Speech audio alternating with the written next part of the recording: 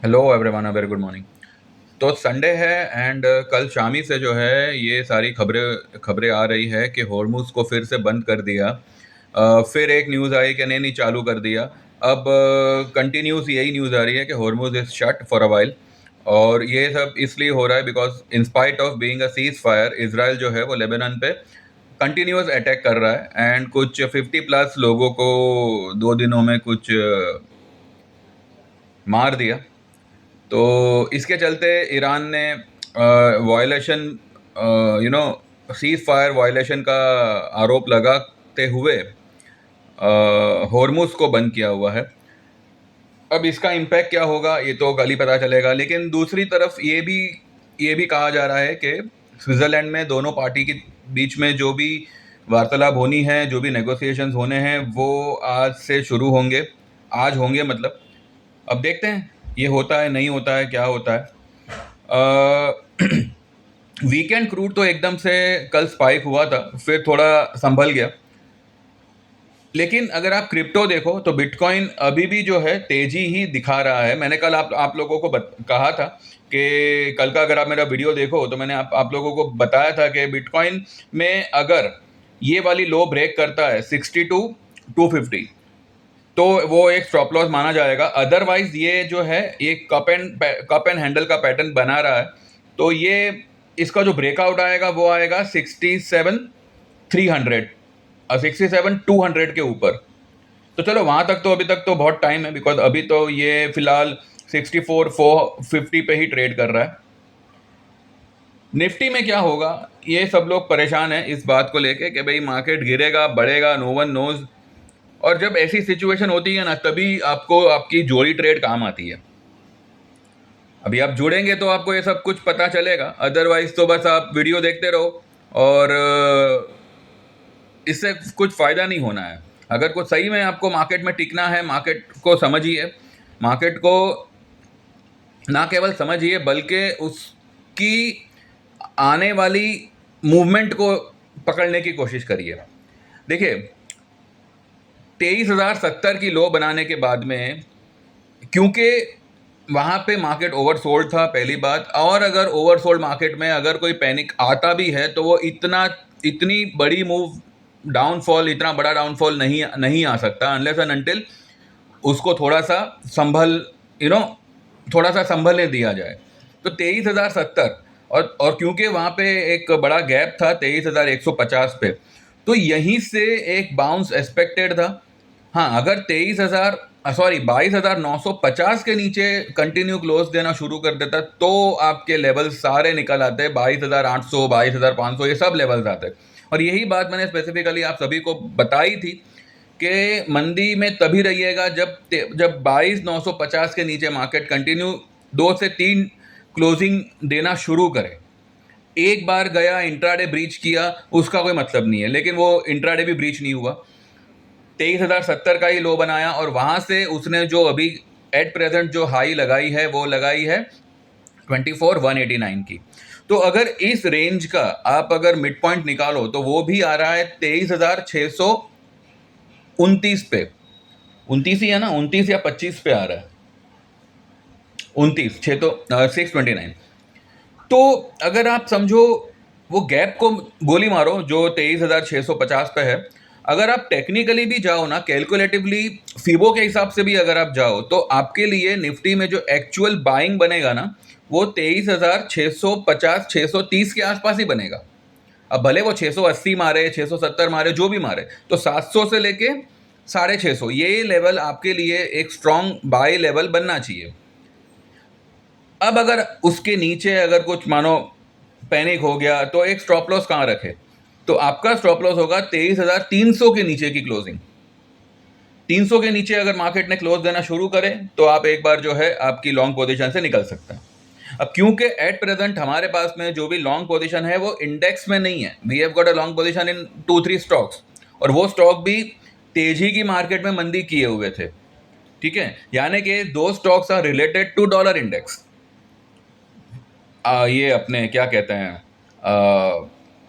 एक आध पोजीशन हमारी ऑटो में है, एक आध पोजीशन हमारी आईटी में है, और एक पोजीशन हमारी मेटल में है। मेटल इज कंप्लीटली, अगर डॉलर इंडेक्स मानो डाउन जाता है तो मेटल राइज करेगा, मेटल राइज करेगा तो उसके पीछे सिल्वर भी राइज करेगा। तो हमने यही सबको ध्यान में रखते हुए मैंने मेरे ग्रुप में ये सारे ट्रेड्स दिए हुए थे। मतलब जो लोग डिलीवरी अपना कमोडिटी में नहीं है उनको तो सिल्वर का ट्रेड नहीं था, लेकिन सिल्वर में बुलिश होने का रीज़न ही ये था कि देखिए मैंने बीच में आप लोगों को हिंट तो दिया था कि याद है आपको, मैंने कहा था 22-24 तारीख तक देखते हैं, जो भी शांति बनी रहेगी इसी तारीख तक बनी रहेगी। उसके पीछे का रीज़न कुछ और है जिसको मैं मार्केट में अप्लाई तो नहीं करता, पर जहन में उसका उसका उसके बारे में वो जानकारी रखना इम्पॉर्टेंट है। ठीक है, वो थोड़ा बहुत एस्ट्रो बेस्ड है तो मैं यहाँ पे उसका डिस्कशन नहीं करूँगा। लेकिन कोई अगर एकदम ही मतलब पैनिक सोच रहा है कि भाई क्रैश हो जाएगा, ये हो जाएगा, तो भाई देखो ऐसा तो फिलहाल कोई ऐसे आसार मुझे लग नहीं रहे। हाँ, नीचे में 23, 650, 680 ये एक लेवल है जो मार्केट पैनिक में टेस्ट कर सकता है। तो ऐसे में जो भी टूटे फूटे मरे हुए स्टॉक्स है जिसकी स्टोकेस्टिक 2-1 पे आ चुकी है, तो उसमें आपको एक अच्छा मौका मिलेगा लॉन्ग होने के लिए। आप जुलाई अगस्त के कॉल ले सकते हैं और जुलाई के विल बी बेटर, क्योंकि 630, 650 वो एक मिड पॉइंट भी आ रहा है जो अभी की रेंज आई है। और अगर मानिए उसने 650, 630 का सपोर्ट लिया और वहां से उसने तेजी करी, तो करीब करीब आपको 1200 से 1400 पॉइंट की मूवमेंट मिल सकती है। This is as per the calculation, जो कैलकुलेशन हमने निकाला 24,189 की हाई और 23,070 की लो। ठीक है, तो करीब करीब कितना होता है, 1100-1200 पॉइंट आप मान के चलिए लमसम।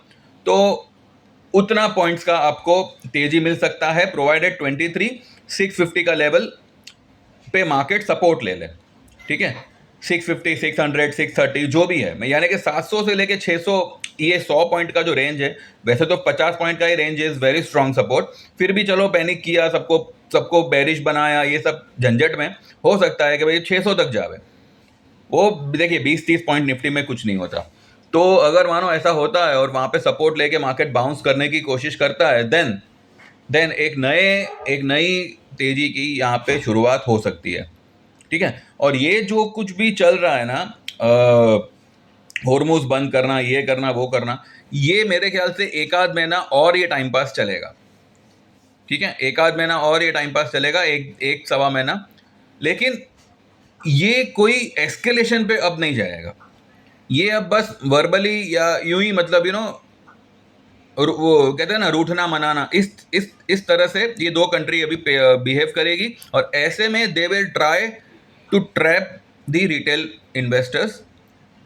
पॉसिबली यहाँ पे डॉलर शायद डाउन हो सकता है, शायद डॉलर इंडेक्स डाउन हो सकता है।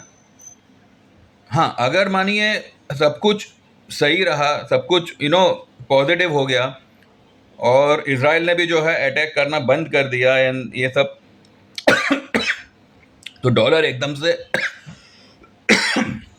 डॉलर आपको एकदम से टूटता हुआ दिखेगा। तो इसका इफेक्ट ये होगा कि metals and precious metals will give a strong bounce. ठीक है, तो ये एक पॉसिबिलिटी है। दूसरी पॉसिबिलिटी ये है कि मानिए अगर बात शांति पूर्वक ना रही और कुछ धमाल पूर्वक हो गई, यानी कि मानिए ईरान ने कुछ मानने से इनकार कर दिया या यूं ही कुछ, ठीक है, तो सेफ हेवन के नाम पे गोल्ड सिल्वर में भी आपको तेजी देखने मिलेगी, चाहे डॉलर इंडेक्स टूटे या ना टूटे।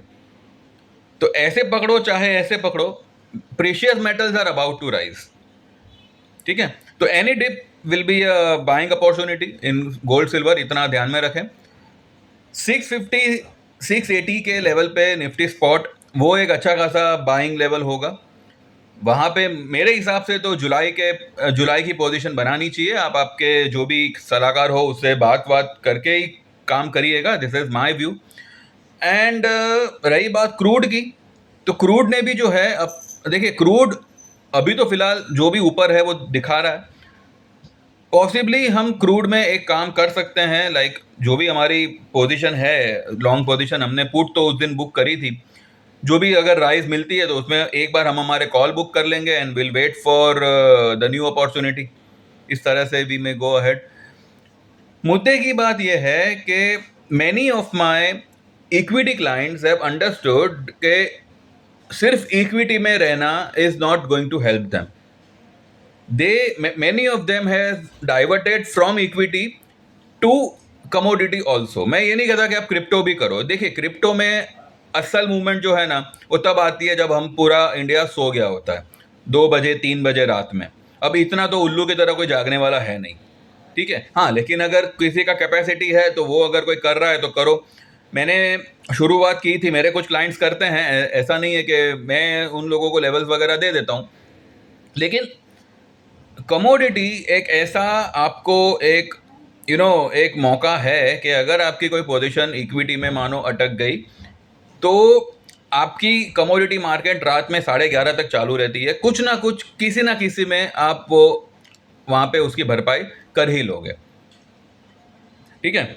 जो लोग बड़ा सौदा लेते हैं कमोडिटी में, ठीक है, अभी आपको ज्ञान है तो आप ले सकते हैं. लेकिन जो लोग नए हैं और छोटे सौदे से काम करना चाहते हैं, तो हम तो सिल्वर मिनी गोल्ड मिनी में ही काम करते हैं, जिसमें रिस्क भी बहुत कम है. और अगर वो प्रॉफिट देने पे आया तो बड़े से बड़ा प्रॉफिट आपको मिल सकता है. और क्रूड तो मतलब जैसे हमने बीच में जोड़ी ट्रेड लिया था, 28,000 का हमारा इन्वेस्टमेंट था, उसमें से 9,000 तो हमने वन साइड ट्रेड में ही बनाए थे. अब बचा हमारा कॉल, अब वो देखते हैं कितना हमको प्रॉफिट करके देता है, राइट. तो मेरा ये सबसे सुझाव रहेगा कि अगर आप इक्विटी में आप इंटरेस्ट ले रहे हो, आप अच्छा काम कर रहे हो, तो try to get divert in commodity also, ठीक है. इससे होगा ये कि आपके ट्रेडिंग को अच्छा खासा सपोर्ट मिलेगा. तो जो लोग भी मेरे दूसरे इक्विटी क्लाइंट्स हैं, उनसे भी मैं यही कहूँगा कि just try to get divert from equity to commodity also. और इसमें लाइफ टाइम मेंबरशिप अगर ज्वाइन करनी है तो सिर्फ एक ही जगह है.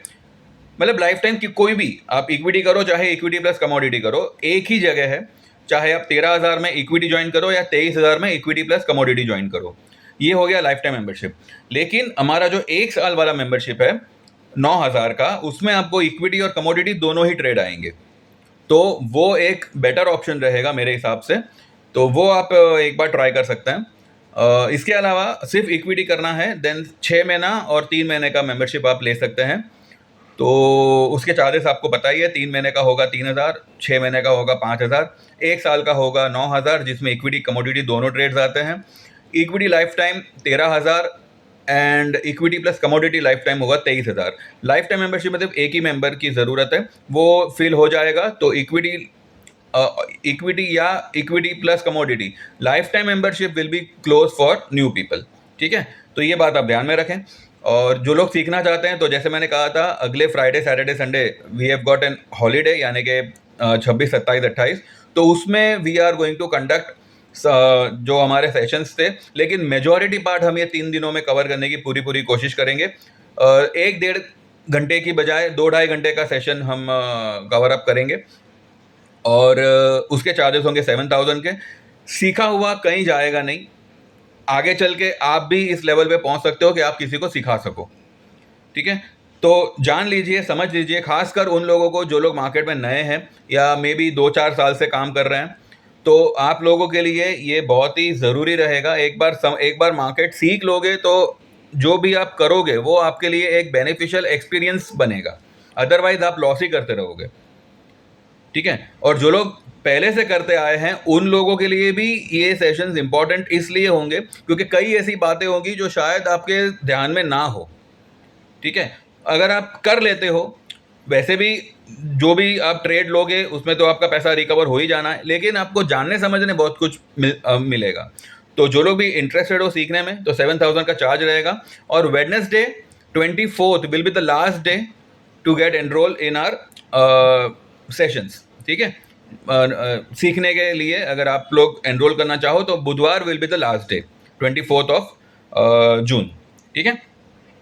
बाकी डिस्क्लेमर को ध्यान में रखें. I am not a SEBI registered, लेकिन मेरे से जितना बेस्ट हो सकेगा आई विल प्रोवाइड. और दूसरी बात यह है कि मार्केट को देखते हैं अब कल कैसे किस तरह से होता है, कौन सी न्यूज़ वर्क करती है, और वो हिसाब से कल सुबह फिर से हम एक बार रिवाइज करेंगे. बस इतना ध्यान रखिएगा, down side is limited now. And जो भी डाउन साइड मूवमेंट आएगी that will be a buying opportunity, keeping a closing basis stop loss of 23,300। ठीक है, मतलब लेना भी एकदम सस्ते भाव पे और स्टॉप लॉस भी आपका बहुत छोटा सा होगा। तो ये मेरे ख्याल से एक अच्छा मौका रहेगा। तो देखते हैं कल कैसे होता है, क्या होता है, फिर वो हिसाब से हम बात करेंगे। Thank you very much, bye bye, take care.